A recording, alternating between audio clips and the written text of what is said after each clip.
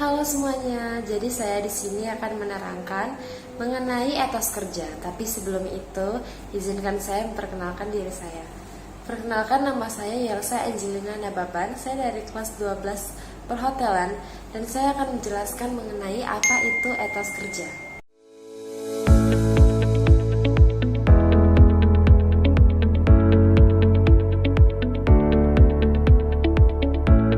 Dalam Kamus Besar Bahasa Indonesia, etos kerja memiliki arti ialah semangat kerja yang menjadi ciri khas dan keyakinan seseorang atau suatu kelompok.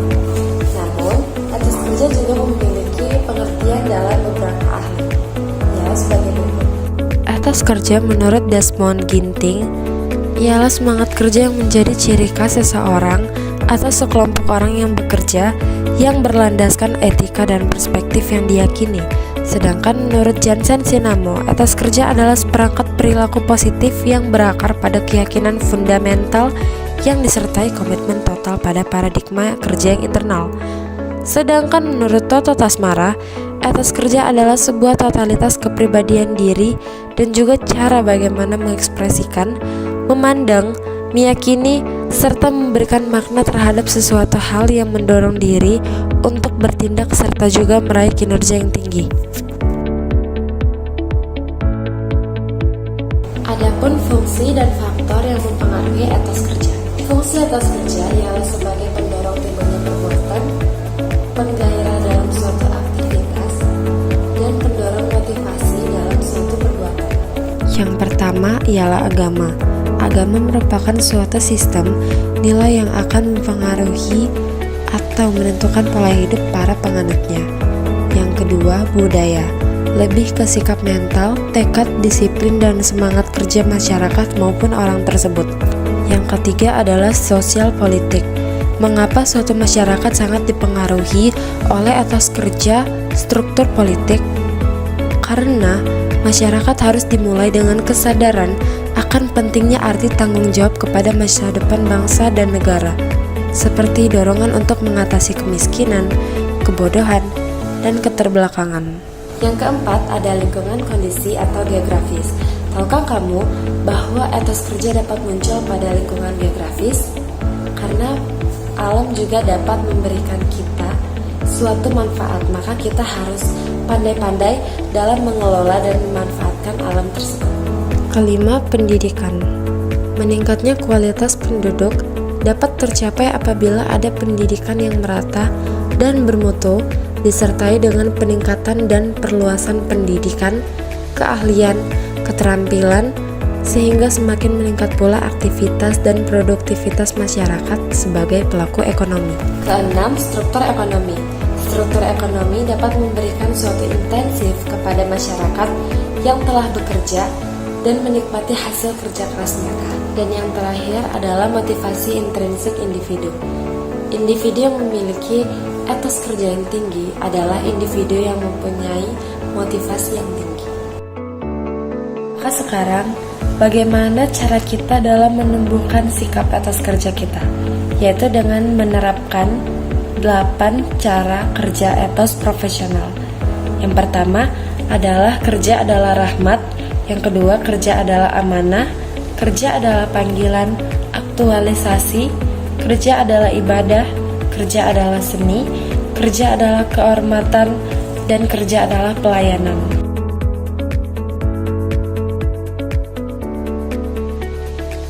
Etos kerja memiliki 3 karakteristik, yaitu yang pertama, hubungan interpersonal, yang kedua, inisiatif, dan yang ketiga, dapat diandalkan. Yang pertama, hubungan interpersonal, yaitu bagaimana kita menjalin hubungan dengan rekan kerja kita, bos-bos kita, atasan kita, dan sekitar kita.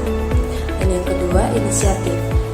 Inisiatif agar terdorongnya orang agar percaya terhadap kita dan mendapat kita melakukan sesuatu. Dan yang ketiga, ialah dapat diandalkan.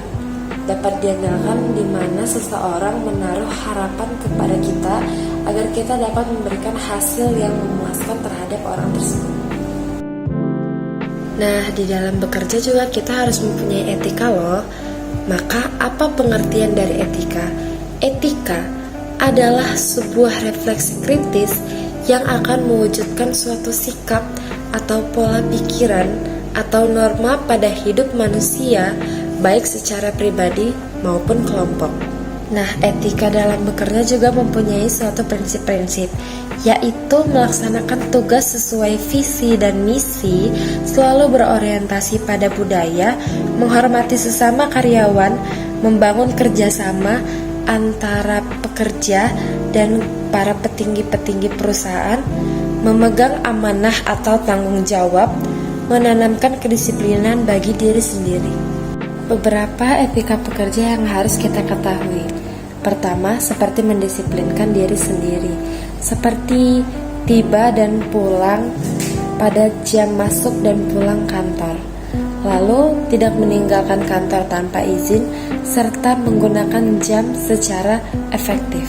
Etika dalam pergaulan di kantor seperti kita harus selalu ramah kepada setiap orang di sekitar kita, bersikap sopan dan santun, menggunakan pakaian yang rapi dan sopan, serta memakai warna pakaian yang tidak terlalu mencolok. Etika dalam berbicara juga ada loh, seperti menatap lawan bicara, lalu menatap mata lawan bicara, menciptakan suasana humor dan baik, serta mau memuji lawan bicara.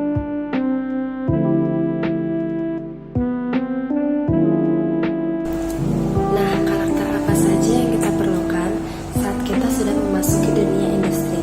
Yang pertama, visi dan misi untuk terus tumbuh dan berkembang.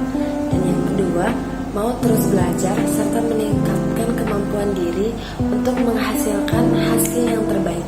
Yang ketiga, jujur. Yang keempat, bersyukur.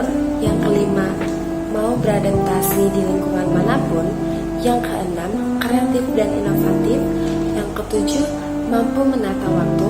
Yang kedelapan, mau bekerja keras. Yang kesembilan, disiplin. Dan yang terakhir ialah mampu bekerja sama dengan siapapun. Berikut adalah hal-hal dan sikap-sikap yang harus kita hindari saat kita sudah memasuki dunia pekerjaan.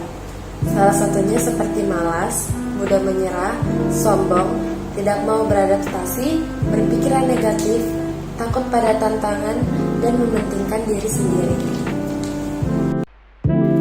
Nah, sekarang kita akan membandingkan etos kerja antara Indonesia dan Singapura. Pertama ialah mengenai kepemimpinan. Singapura menciptakan budaya kerja dengan kepemimpinan yang terbuka, di mana karyawan bebas mensuarakan pendapatnya, sedangkan di Indonesia memiliki kepemimpinan yang tertutup. Terkadang karyawan memiliki pendapat yang bagus untuk berorganisasi, tetapi atasan tidak begitu mendengarkan dan cenderung lebih egois dengan pendapatnya sendiri. Yang kedua ialah ketepatan waktu. Di Singapura lebih disiplin dan sangat menghargai waktu operasional di setiap organisasinya. Sedangkan di Indonesia, jam kerja terkadang sudah diterapkan sesuai dengan porsinya, tetapi ada dua faktor yang mempengaruhi kenapa Indonesia sering mengalami lembur. Yang pertama, karena saat bekerja tidak memperlakukan keefisienan sehingga sering terjadi keterlambatan pekerjaan dan tidak sesuai target. Dan yang kedua ialah pekerjaan yang dilakukan memang sangat banyak dan terjadi suatu hal yang tak terduga. Contoh lainnya ialah Indonesia mengutamakan solidaritas dan kebersamaan, sedangkan di Singapura lebih mengutamakan komunikasi antara satu sama lain. Mengapa Singapura lebih memilih menjunjung tinggi nilai komunikasi? Karena jikalau kita salah dalam mengartikan suatu kata, maka itu akan memicu terjadinya suatu konflik antar departemen maupun antar organisasi. Ada dua hal yang harus diperhatikan saat kita berkomunikasi terhadap sesama. Yang pertama, ada baiknya kita menyampaikan salam terlebih dahulu. Dan yang kedua, kita harus berkomunikasi secara jelas. Mengapa demikian? Untuk mencegah terjadinya konflik tersebut. Sekian presentasi dari saya. Apabila saya ada kesalahan dalam mengucapkan kata-kata atau kalimat, harap dimaafkan. Terima kasih dan sampai jumpa kembali.